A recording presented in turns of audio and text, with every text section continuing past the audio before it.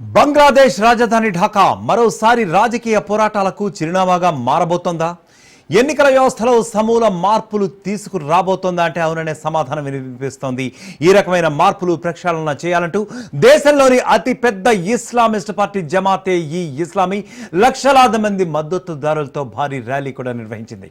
2025 ఏప్రిల్లో జరగనున్న పార్లమెంటు ఎన్నికలకు ముందు ఈ ర్యాలీ దేశ రాజకీయ వాతావరణాన్ని శాసించేదిగా అన్న ప్రచారం కూడా జరుగుతోంది.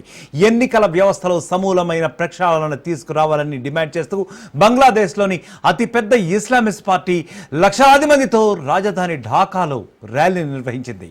బంగ్లాదేశ్లో వచ్చే ఏడాది ఎన్నికలు జరగనున్న విషయం మనందరికీ కూడా తెలుసు. మాజీ ప్రధాని షేక్ హసీనాను పదవిలోంచి దించేసిన తర్వాత, ఆమెని పదవీచ్యుతురాలని చేసిన తర్వాత బంగ్లాదేశ్ వచ్చే ఏడాది ఎన్నికలు మాత్రం ఇప్పుడున్న పరిస్థితుల్లో ఇప్పుడున్నటువంటి రాజకీయ రచ్చలు రేకెత్తుతున్నటువంటి ఈ నేపథ్యంలో చాలా కీలకంగా మారుతున్నాయి. ఈ నేపథ్యంలో ఢాకాలో జమాతే ఈ ఇస్లామీ మొహమ్మద్ యూనిస్ నేతృత్వంలోని తాత్కాలిక ప్రభుత్వంపై విరుచుకుపడిన సందర్భం ఉంది. ఎన్నికలను స్వేచ్ఛాయుత, న్యాయమైన, శాంతియుత వాతావరణంలో నిర్వహించాలి అంటూనే 7 హామీలు, వారు ఏవైతే 7 హామీలు ఉన్నాయో వాటిపై బేస్ చేసుకుని మరి కొట్లాడుతున్న పరిస్థితి అయితే మనం చూస్తున్నాం. ఇక స్వతంత్ర ఎన్నికల కమిషన్ను ఏర్పాటు చేయడం, ప్రజా ఉద్యమాల సమయంలో జరిగిన ఎన్కౌంటర్లు, సామూహిక హత్యలపై న్యాయపరమైన విచారణను చేసి బాధ్యులను శిక్షించడం, పౌర హక్కులు, రాజకీయ హక్కులను పునరుద్ధరించడం, మీడియా స్వేచ్ఛను కాపాడటం, ప్రజల రోజువారీ అవసరాలను తీర్చేలా పాలన చేయడం, పార్టీల ఎన్నికల్లో పోటీ పడి పనిచేసే వాతావరణం కల్పించడం, గత ప్రభుత్వ వైఫల్యాలపై విచారణ చేసి ప్రజలకు నివేదిక ఇస్తామంటూ ఎన్నికల్లో పోరాడుతోంది.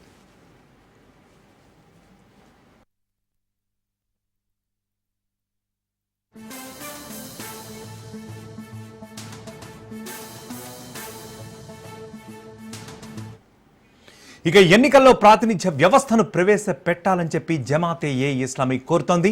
ర్యాలీకి ముందు జమాతే ఈ ఇస్లామీ మద్దతుదారులు వేలాది మంది ఢాకా విశ్వవిద్యాలయ ప్రాంగణంలో నినాదాలు చేశారు. డిసెంబర్ 16వ తేదీ 1971 అంటే సరిగ్గా 54 సంవత్సరాల క్రితం పాకిస్తాన్ సైన్యం భారతదేశం, బంగ్లాదేశ్ సంయుక్త దళానికి అప్పట్లో లొంగిపోయిన చారిత్రాత్మక ప్రదేశం సుహ్రావర్ది ఉద్యాన్ వైపు వారు ప్రవాహంలా ముందుకు సాగారు. ఉద్యమ సింహాలై గర్జించారని చెప్పి వాళ్ళకి వాళ్ళు అభివర్ణించుకున్నటువంటి పరిస్థితి అయితే ప్రస్తుతం ఉంది. కొత్త బంగ్లాదేశ్ ఇస్లాం పాలనకు మార్గదర్శక సూత్రంగా ఉంటుందని, నిజాయితీపరులు దేశాన్ని పరిపాలిస్తారని, అవినీతి ఉండదని పార్టీ నేతలు అయితే చెప్పుకొస్తున్న పరిస్థితి అయితే ఉంది. దేశం కోసం అవసరమైతే ప్రాణాలను త్యాగం చేస్తామని కూడా అంటున్నారు అక్కడి యువకులు. కొంతమంది ప్రదర్శనకారులు పార్టీ లోగో ఉన్న టీ షర్టులను ధరించి ఎన్నికలకు సిద్ధమంటూ రణ నినాదాలు చేశారు. యుద్ధానికి సిద్ధమంటూ తమ ఉత్సాహాన్ని వ్యక్తపరుస్తున్న పరిస్థితులు కనిపిస్తున్నాయి. ర్యాలీకి 20 ఇంకా 30 ఏళ్ల వయసున్న యువ మద్దతుదారులందరూ కూడా హాజరయ్యారు, జమకట్టారు. జమాతే ఈ ఇస్లామీ ఆధ్వర్యంలో ఈ దేశంలో వివక్ష అనేది ఇంకా ఉండబోదని, అందరికీ వారి వారి హక్కులు ఉంటాయని చెప్పి వాటన్నింటినీ కూడా పూర్తిగా వారు నిర్వర్తించుకోవచ్చని చెప్పి పార్టీ నేతలు పిలుపునిచ్చే దృశ్యాలు కనిపిస్తున్నాయి.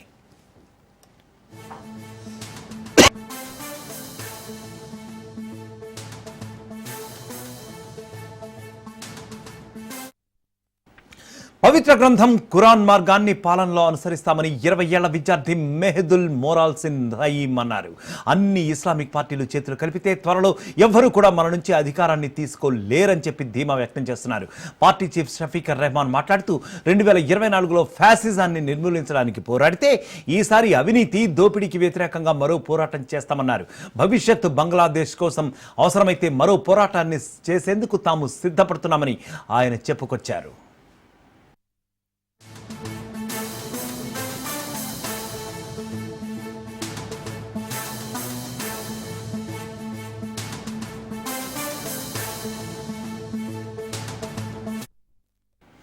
1971లో బంగ్లాదేశ్ స్వాతంత్ర యుద్ధంలో పాకిస్తాన్ పక్షాన నిలిచిన జమాతేను అప్పట్లో నాడు నిషేధించారు.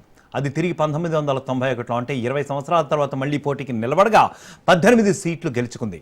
2001లో పార్టీ సంకీర్ణ ప్రభుత్వంలో భాగస్వామిగా కూడా పనిచేసింది. కానీ ప్రజాదరణను పెంచుకోవడంలో మాత్రం ఆ పార్టీ విఫలమైంది. జమాతే ఏ ఇస్లామీ 2009 నుండి ప్రధానమంత్రి హసీనా అధికారంలో ఉండగా గత ఏడాది విద్యార్థుల నేతృత్వంలోని నిరసనలతో ఆమె పదవి చ్యుతురాలయ్యారు, పదవిని పోగొట్టుకున్నారు.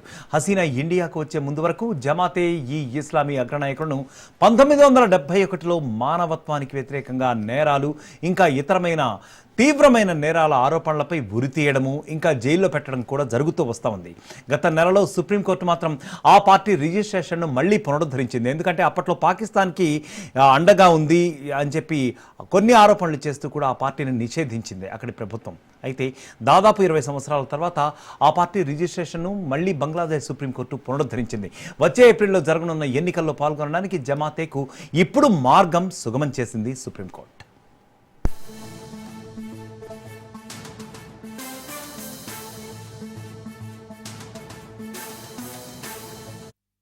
వైపు జమాతే ఏ ఇస్లామీ పార్టీ ర్యాలీకి అనుమతించడాన్ని హసీనా అవామీ లీగ్ పార్టీ తప్పుపడుతోంది.